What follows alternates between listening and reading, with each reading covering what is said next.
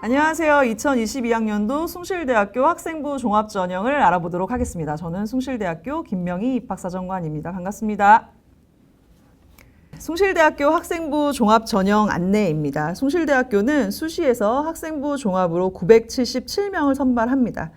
그중 지원 자격에 따라 SSU 미래인재 전형, 고른기회 전형, 특수교육 대상자 전형, 특성화 고등을 졸업한 재직자 전형으로 나뉘어집니다.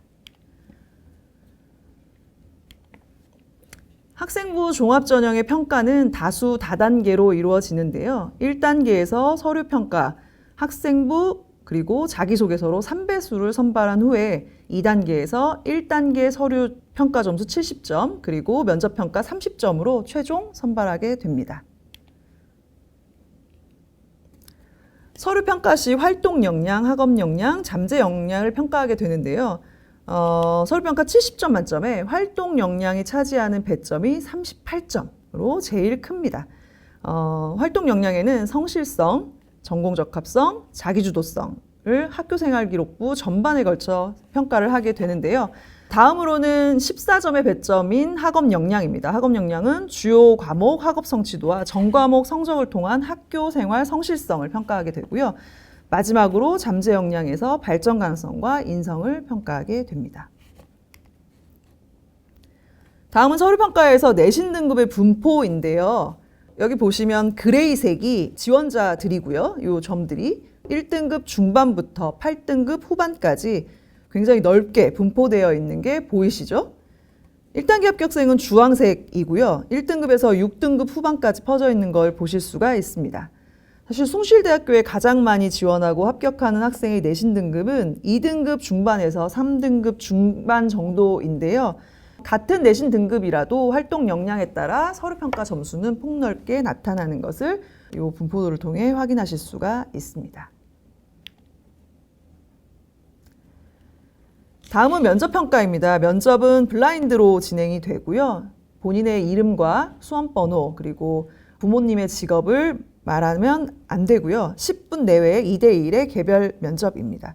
제출한 서류 기반 면접이기 때문에 제출 서류 숙지가 필수이겠죠. 본인의 학생부와 자기소개서를 잘 숙지하여 예상 질문을 만들고 친구와 서로 면접관이 되어서 모의 면접을 진행하고 영상을 찍고 서로에게 피드백을 주어 개선할 수 있는 부분은 개선을 하신다면 면접고사는 그렇게 어렵지 않게 치를 수 있을 거라고 보여집니다.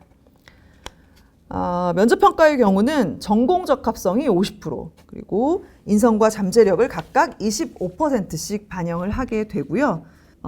전공적합성은 전공 선택 과정, 그리고 전공에 대한 이해도, 제출 서류에 나타난 활동과 전공의 관련성, 활동 수준들을 평가하게 됩니다.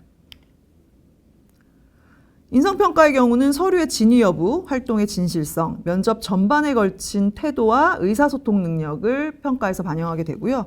마지막으로 잠재력 평가인데요. 잠재력 평가는 학업 계획의 실현 가능성, 목표 부합 정도, 그리고 가장 중요한 건데 본교 진학 의지와 성장 가능성입니다. 서류 기반 면접이기 때문에 지원자들마다 질문은 모두 다르고요. 그래서 기출문제를 따로 공개하고 있지는 않지만 다만 전체적으로 이 질문은 꼭 하게 되는 몇 가지 것들이 있습니다. 예를 들어서 이제 여러분의 학생부에 있는 활동 중에 이러이러한 활동이 가장 활발해 보이는데 이 활동은 어떤 건가요? 라는 질문을 당연히 하겠죠. 서류 진위 여부를 확인을 해야 할 테니까요. 그리고 지원 전공 분야에 대한 이슈 혹은 관심 있는 분야에 대한 질문, 본인이 지원하고자 하는 학과와 잘 맞다고 생각되는 강점, 그 이유, 그리고 땡땡 분야가 유망하다고 생각하는 이유와 활용 사례 같은 것들을 질문하게 됩니다. 그래서 답변은 구체적으로 하시는 게 좋고요. 본인이 했던 활동이기 때문에 본인의 생각을 잘 정리하여 얘기하면 좋을 것 같습니다. 답변은 두 가지씩으로 1분 이내로 간결하면서 명확하게 하시면 좋겠습니다. 태도는 자신감 넘치면서 예의 바르게 하셔야겠죠.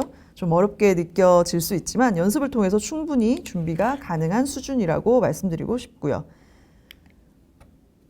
다음은 서류평가와 면접평가 점수와의 관계인데요. 최종 합격자 중 서류 1배수 합격자는 39%, 2, 3배수 합격자의 61%가 최종 합격하는 결과를 보여줍니다. 면접에서 충분히 뒤집을 수 있는 결과를 가져온다는 거죠. 다음은 SSU 미래인지 전형 내신 등급 분포 비율입니다. 앞서 말씀드렸지만 숭실대는 2등급에서 3등급 중반의 학생이 가장 많이 지원하고 합격하는 것을 보실 수가 있는데요. 이 그래프에서도 2등급에서 3등급 중반대의 학생들이 가장 많이 지원하고 합격을 합니다. 그렇다고 해서 4등급, 5등급이 또 없는 것도 아니고요. 4등급, 5등급, 6등급까지 다양하게 있는 것을 보실 수가 있겠습니다. 최종 합격자의 주요 교과 평균은 2.85, 전교가 2.96. 학과별로 경쟁률과 합격 내신 평균인데요. 보시면 10대 1이 넘는 학과들도 꽤 많이 있는 것을 보실 수가 있겠습니다. 1월 1문과 같은 경우에는 작년에 10대 1이었고요. 정확하게 합격생들의 내신 평균 점수는 4.2였습니다. 그리고 전통적으로 숭실대학교가 인기 있는 학과 중에 인문계열 중에 사회복지학부가 있는데요. 15.9대 1. 그리고 합격생들의 내신 평균 점수는 2.63을 보여주고요. 가장 인기 있는 학과는 아무래도 언론홍보학과가 아닐까 싶습니다. 항상 20대 1이 항상 넘는 경쟁률을 보여주고 있거든요. 그래서 22.6대 1이고 합격생들의 내신 평균이 2.51입니다. 인문계열 쪽에서 한 가지 좀 주목하셔야 할 부분은 금융학부인데요. 3.9대 1의 경쟁률을 보이고 있죠. 작년에 3.9대 1이었는데 1단계에서 3배수가 걸러진다는 걸 생각을 한다면 다른 학과에 비해서 1단계 통과할 수 있는 비율이 좀 더 높다고 보여집니다. 1단계 통과가 비교적 다른 학과에 비해서 쉬워 보입니다. 물론 굉장히 단편적으로만 드리는 말씀이고요. 학생부 종합전형의 특성상 경쟁률과 전년도 성적만을 보고 낮은 학과를 선택할 수 있는 건 아니기 때문에 다만 같은 계열 안에서 그래도 그런 부분까지 고려해서 전략을 짜보실 수 있겠습니다. 자연계열입니다. 자연계열에서는 경쟁률 측면에서 의생명 시스템 학부가 가장 높은 경쟁률을 보여주었습니다. 18.9대 1, 2.53의 합격 평균 점수를 보이고 있고요. 그 밖에 전기공학부와 산업정보시스템공학과의 경쟁률은 다른 학과에 비해서는 그렇게 높지 않은 것을 확인하실 수가 있습니다. 또 4차 산업과 코로나19가 맞물려서 IT대학의 인기가 비교적 앞으로도 계속될 것으로 보이는데요.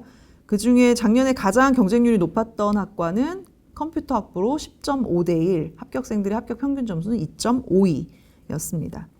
융합특성화 자유전공학부도 한번 살펴볼 필요가 있을 것 같은데요. 작년까지 학생부 종합전형과 정시에서만 선발하던 전형이었고요. 83명의 학생을 선발을 했었습니다. 6.6대 1 그리고 2.99의 내신 평균 점수를 보이고 있네요. 올해는 학생부 우수자 전형으로도 처음 27명을 선발하기 때문에 융합특성화 자유전공학부에 관심이 있고 또 수능 최저를 맞출 수 있다면 학생부 종합전형과 학생부 우수자 전형 두 개를 모두 넣어봐도 괜찮을 거라고 생각이 듭니다. 다음은 고른기회 입시 결과입니다. 고른기회의 경우 국가보훈자녀, 특성화고 학생, 농어촌 학생, 서해 5도 지역 학생이 지원하는 전형인데요.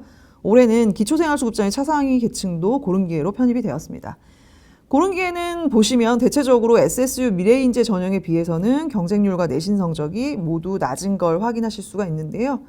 둘 다 지원 가능한 경우에 너무 크게 고민하지 말고 SSU 미래인재 전형에도 지원하고 고른기회에도 지원해서 합격률을 높이는 것도 방법이라고 생각합니다.